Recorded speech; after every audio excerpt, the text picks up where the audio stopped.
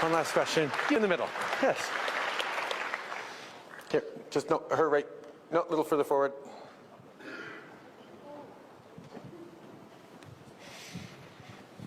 Assalamu alaikum and good evening, Mr. Prime Minister. Alaikum salam. And respectable ladies and gentlemen. My name is Bushra Mughal and I'm doing PhD Electrical Engineering from Lakehead University under supervision of Dr. Salama Ikki. I'm an international student and my home country is Pakistan.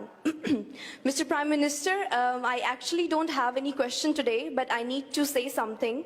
And I would like to thank you very much for your truly kind words, support and gesture of love and acceptance and respect towards all the Muslims around the world after New Zealand massacre.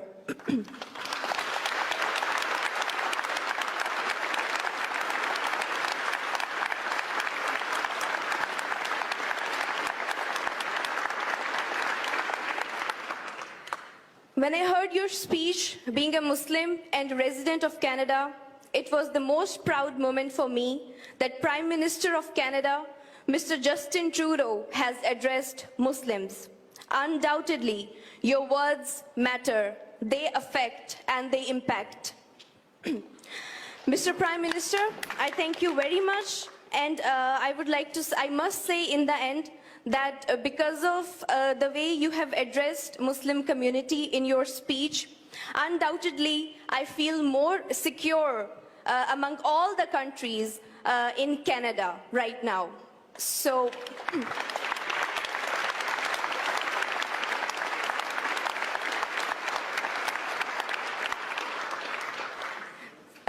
thank you very much, and I think this is the, I'm feeling extremely thankful that I have got this chance of saying this to you.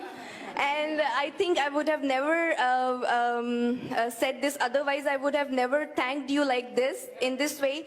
And my father, he is retired wing commander of Pakistan Air Force. And he has said me that I should deliver this message to you in behalf of him and our whole family and obviously whole Muslim community. Thank you very much. Thank you.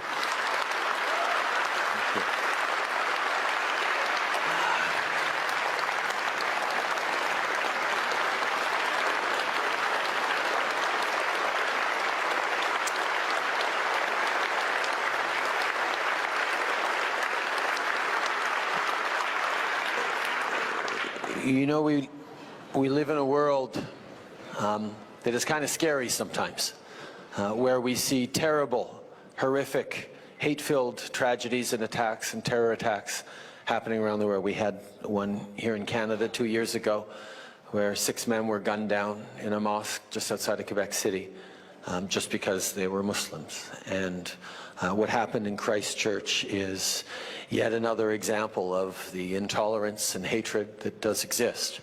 But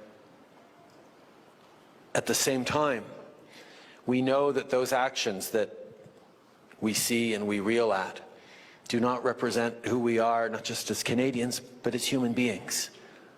I think as we meet people around the world, around the country, as you talk to people, you realize that people are fundamentally good and want the best for themselves and their neighbors and their communities.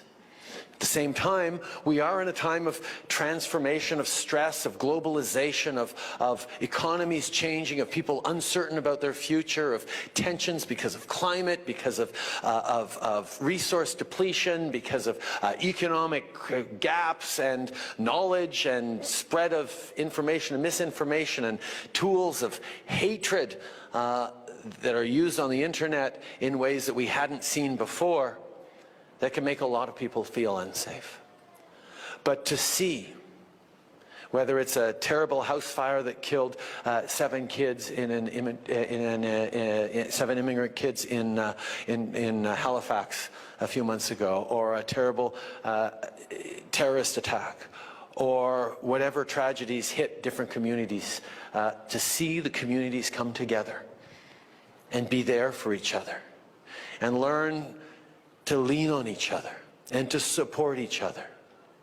We are reminded that for every hateful tweet we see or every comment board that we shouldn't have looked at on the internet,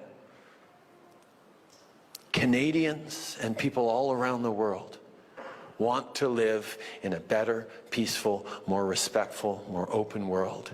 And every chance we get, we step up and prove that those who want to bring out what is most vile amongst us will always fail, because we are always ready to step up and show what is very best among us with our actions and with our reaches out. And so that's just what we have the opportunity to do in Canada, and what we can be doing more around the world. Merci.